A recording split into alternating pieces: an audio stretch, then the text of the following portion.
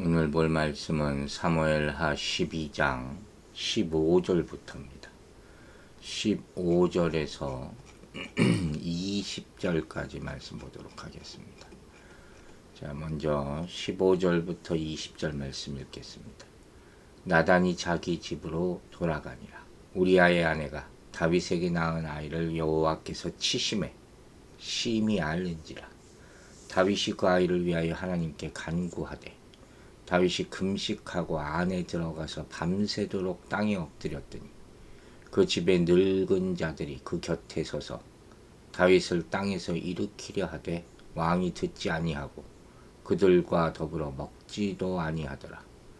이래 만에 그 아이가 죽으니라. 그러나 다윗의 신하들이 아이가 죽은 것을 왕에게 아뢰기를 두려워하니 이는 그들이 말하기를 아이가 살았을 때 우리가 그에게 말하여도 왕이 그 말을 듣지 아니하셨나니 어떻게 그 아이가 죽은 것을 그에게 아뢰을 수 있으랴. 왕이 상심하시리로다 함이라. 다윗이 그의 신하들이 서로 수군거리는 것을 보고 그 아이가 죽은 줄을 다윗이 깨닫고 그의 신하들에게 묻되 아이가 죽었느냐 하니 대답하되 죽었나이다 하는지라. 다윗이 땅에서 일어나 몸을 씻고 기름을 바르고 우복을 갈아입고 여호와의 전에 들어가서 경배하고 왕궁으로 돌아와 명령하여 그 음식을 그 앞에 차리게 하고 먹은지라. 아멘. 자, 오늘 본문을 보면 다윗의 진짜 모습이 나타나는 거죠. 그가 나단 선지자의 이 비유를 듣고 크게 충격을 받고 자기의 죄를 깨닫고 뉘우칩니다. 그러나 결국 밧세바가 간음하여 얻은 아들, 죄의 열매죠. 그 아들은 죽고 말죠. 그때부터 진짜 다윗의 모습이 나타나게 되는 거예요.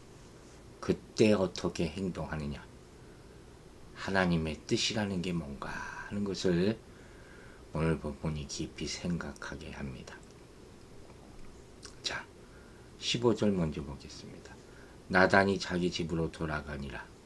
우리아의 아내가 다윗에게 낳은 아이를 여호와께서 치심해 심히 앓는지라 그랬어요. 이 비유를 통해서 다윗의 죄악을 지적하고 그의 상응하는 하나님의 심판을 선고한 나단은 다윗의 고백과 회개를 듣고서 하나님의 용서와 아이의 죽음을 선포한 후에 이제 자기 일을 다 마치고 돌아갔다 하는 거예요. 여기서 중요한 것은 다윗이 낳은 아이를 여호와께서 치셨다 하는 말이죠. 14절 앞서 말씀하신 하나님의 징계가 이제 다윗이 아니라 다윗의 아들을 통해서 나타나는 것이죠.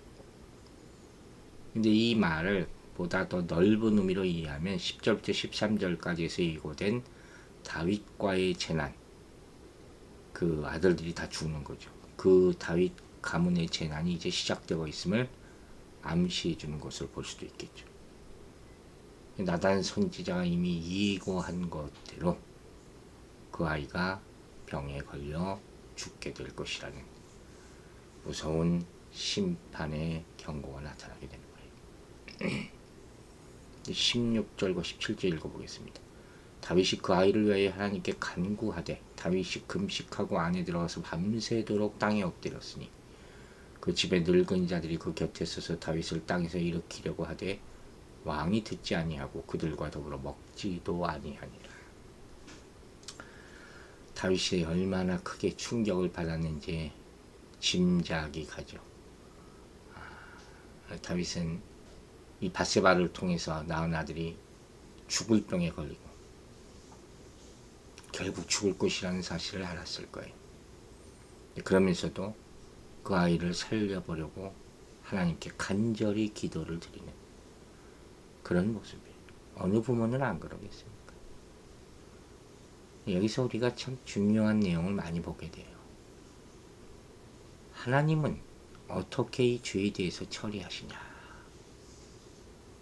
심판을 선고한 후라도 하나님은 진정한 회개와 간절한 탄원에 반응하여 형벌을 감하시기도 하십니다.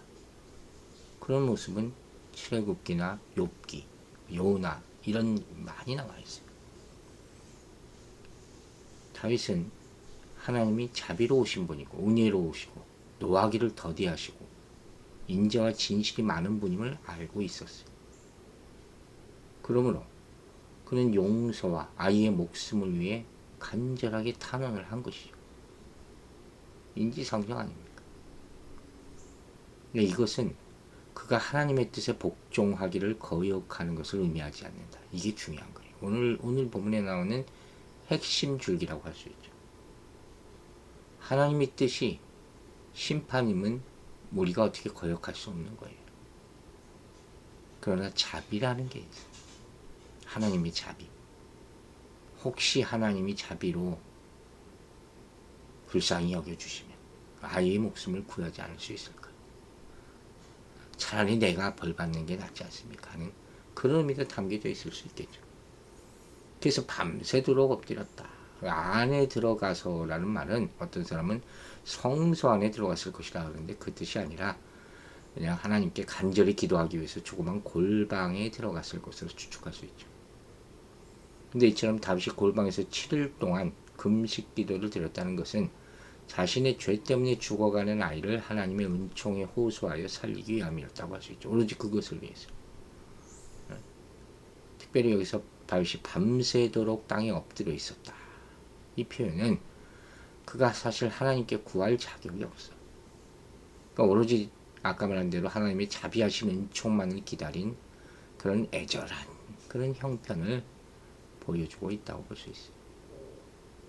그러니까 그 집에 있는 사람들, 늙은 사람들이라고 나오는데 이거 뭐 어떤 사람들은 다윗의 뭐 숙부나 형들이 아니었을까 말하지만 이건 아닌 것 같고 여기서 늙은 자에 해당하는 히브리 말 자켄이라는 단어를 썼어요. 이것은 장로로도 번역되는 말이거든요. 가장 나이 많고 신뢰 많은 그런 사람들, 즉 다윗의 신하 중에서 신뢰 받는 원로 신하들 그런 사람들이 다윗을 만류했겠죠. 이렇게까지 왕이 하시면 안 됩니다. 하는 그런 모습이죠. 충분히 짐작할 만하죠. 그러니까 여기까지 겉으로만 보면 이 한참 후대에 나왔던 히스기야 왕 있잖아요. 이 히스기야 왕도 목숨을 살려달라고 엎드린 적이 있죠. 그는 이사야 예언자로부터 자신의 질병으로 죽을 것이라는 예언의 말씀을 받습니다. 이사야 38장에 나온 내용이죠. 그러나 그는 여호와 하나님께 간절히 기도함으로써 15년의 생명을 연장받았어요. 또 성경이 나오는 기적 중에 하나죠. 그런데 다윗의 경우와 다른 건 뭐예요?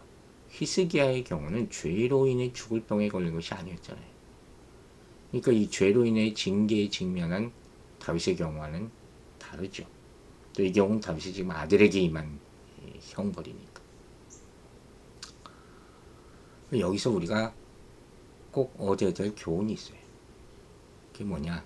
성도는 하나님의 징계가 형벌과 버리심만을 의미하는 것이 아니라는 것을 알아야 돼요. 이게 참 어려운 얘기지만. 물론 다윗은 자신의 범죄로 인해 죽어가는 아이를 살리고자 하나님 앞에 나아가 금식하며 엎드립니다. 왜? 하나님이 징계하시는 중에도 성도에게 은혜와 자비를 베푸실 수 있다. 이걸 알고 있었기 때문에 끝까지 간절함을 버리면서는 안 된다는 거죠. 이게 징계받는 성도가 가져야 할 확신이에요. 여러분 이걸 잊지 마시기 바랍니다. 내가 아무리 잘못해서 혼이 나고 있다 할지라도 그것으로 내 인생이 끝나는 거 아니에요. 포기하지 말라 하는 거죠. 성도는 징계받을 때 어떻게 해야 되나? 하나님께 더 간구해야 된다. 하나님이 아닌 다른 것을 찾아 의지하지 않아야 된다. 이걸 미스하지 말라는 거예요. 하나님께 나 버림받았으니까 이제 막 살아야지. 아니면 다른 것에 날 생명을 맡겨야지. 이러면 안 된다는 거예요. 그보다는 어떻게 해요? 하나님의 자비하심을 의지하면서 하나님께 간구하는 일에 더 엎드려야 된다. 이것이 성도가 행할 마땅한 모습이다 하는 것이죠. 여러분 혹시 자신의 죄의 무게를 깨달았을 때 또 죄로 인한 징계 가운데 있을 때 기도하기 어려웠던 기억이 있습니까?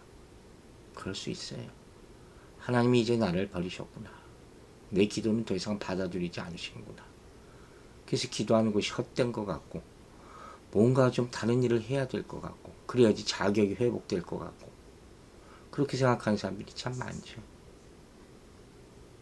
우리는 이미 죄로 인하여 죽은 인물이에요. 사단을 따라 사는 그런 삶이에요. 우리 정욕대로 살았던 죄인이었어요. 이걸 잊지 말아야 돼요. 그러니까 그럴 때도 허락됐던 하나님의 자비와 사랑이 있어요. 그 변치 않는 거예요. 그러므로 징계를 받을 때도 더욱 하나님께 나아가 기도하고 그 기도가 얼마든지 응답될 것을 믿는 자가 바로 하나님을 바르게 믿는 사람이다 하는 사실을 여러분 명심하시기 바랍니다. 18절을 보겠습니다. 이래 만에 그 아이가 죽으니라. 그러나 다윗의 신하들이 아이가 죽은 것을 왕에게 아뢰기를 두려워하니 이는 그들이 말하기를 아이가 살았을 때 우리가 그에게 말하여도 왕이 그 말을 듣지 아니하셨나니 어떻게 그 아이가 죽은 것을 그에게 아뢰 수 있으랴. 왕이 상심하리로다 합니다. 그러겠죠. 상심하다 하는 말은 이 원어의 의미는 악을 행하다는 의미거든요. 그러니까 이 말은 단순히 다윗 왕이 아이의 죽음으로 인해서 괴로워하는 것만을 의미하는 것이 아니고 한 걸음 더 나아가서 그가 자신의 건강을 해치는 어떤 행동, 뭐 자살을 한다든가 자해를 한다든가 너무 괴로워하는 그런 모습이라는 거죠. 그러니까 아이가 살아있을 때도 이 중병에 걸린 아이 때문에 상심한 나머지 신하들의 권고를 다 듣지 않았는데 아이가 죽은 다음에는 상심의 정도가 훨씬 더 클 것 아닙니까? 신하들은 그걸 염려하는 거죠. 왕의 신변에 무슨 일이 생길까봐. 그래서 이 말을 감히 할 수 없는 게 눈치만 보고 있었겠죠. 충분히 짐작이 가는 그런 상황이죠. 19절을 보겠습니다. 다윗이 그의 신하들이 서로 수군거리는 것을 보고 그 아이가 죽은 줄을 다윗이 깨닫고 그의 신하들에게 묻되 아이가 죽었느냐 하니 대답하여 죽었나이다 하는지라. 다윗이 땅에 일어나 몸을 씻고 기름을 바르고 의복을 갈아입고 여호와의 전에 들어가서 경배하고 왕궁으로 돌아와 명령하여 그 음식을 그 앞에 차리게 하고 먹은지라. 자, 이 모습이 좀 놀라운 거죠. 이 다윗의 신하들이 염려하던 것과는 반대로 다윗은 아이의 죽음에 대해서 어떤 동요도 하지 않아요.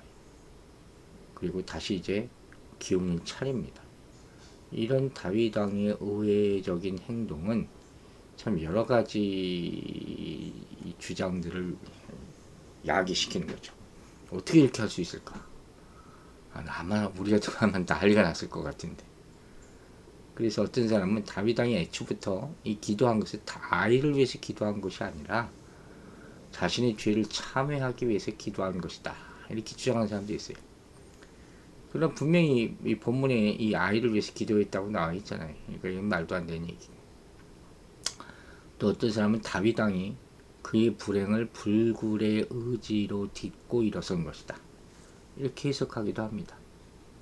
하지만 다윗 왕이 여호와의 전에 들어가서 식음을 전폐한 채 하나님께 매달린 사실을 생각하면 이것도 온전한 해석이라고 볼 수가 없죠. 그리고 또 하나의 해석이 뭐냐? 바로 다윗의 이런 행동이 하나님께서 행하신 일을 겸손하게 그대로 받아들인 신앙적 행동이다. 이렇게 해석한다는 거예요. 즉 다윗은 지금까지 아이를 위해서 금식하고 기도했는데 이제 하나님의 뜻이 분명하게 드러났으니까 죽은 아이에 대한 미련을 잊어버리고 하나님의 뜻을 그대로 받아들였다. 바로 이거죠. 참 말은 쉽지, 그죠? 이러한 모습이 과연 우리가 이런 일을 닥치면 가능할까? 그러니까 이 아이의 죽음이라는 것이 아버지의 간절한 기도에 대한 하나님의 엄숙한 응답이라는 거예요. 살려달라고 기도하지 않았겠습니까? 근데 답은 죽음이었어요. 즉 하나님은 다윗의 간청에 호의적인 응답을 주지 않았다는 거예요. 하지만 놀랍게도 왕은 하나님 뜻에 겸손히 복종했다. 이 결론이에요. 여러분 어떻게 생각하세요? 하늘의 응답이 우리의 기도와 반대일 수 있어요. 그죠? 그때 하나님의 최선이 이겁니까? 우리는 이렇게 부르짖을 수 있잖아요. 하지만 때때로 우리가 알지 못하는 어떤 이유로 사람의 생명을 연장시키는 것만이 최선이 아님을 하나님은 알고 계신다는 거예요. 이걸 받아들일 수 있어야 된다. 또한 이 다윗의 행동 가운데서는 다윗이 어떠한 마음으로 하나님의 징계를 받았는가, 그것도 나타나죠. 즉 이처럼 하나님 앞에 땅에 엎드려 금식했다 하는 것은 자신의 뜻을 반드시 이루어주기를 바라서가 아니었다. 그럼 뭐냐? 혹시 여호와께서 자신을 불쌍히 여겨주실까? 그죠? 긍휼히 여기시려 하는, 겸손의 끝까지 가는 것이죠. 사실 다윗은 이미 아이가 죽는다는 걸 알고 있었어요. 왜냐하면 다윗의 죄를 지적하러 온 나단을 통해서 하나님께서 이 아이가 죽게 될 것을 이미 말씀하셨잖아요. 그것으로 끝난 얘기예요. 아이가 죽는 것은 이미 하나님이 정하신 뜻이라는 것이죠. 그리고 그 뜻을 알고 있었고, 그렇기 때문에 다윗이 그 후에 엎드려 기도한 것은 하나님의 뜻을 무시하고 내 뜻대로 해달라고 우기기 위한 것이 아니었다 하는 말이에요. 그냥 다윗의 말 그대로 하나님이 혹시 자신을 불쌍히 여기시지 않을까. 다윗이 바로 이런 마음을 가지고 있었기 때문에 아이가 죽은 것을 알고도 더 슬퍼하거나 괴로워하지 않고 오히려 즉시 평상시의 모습으로 돌아올 수 있었다 하는 그런 말씀입니다.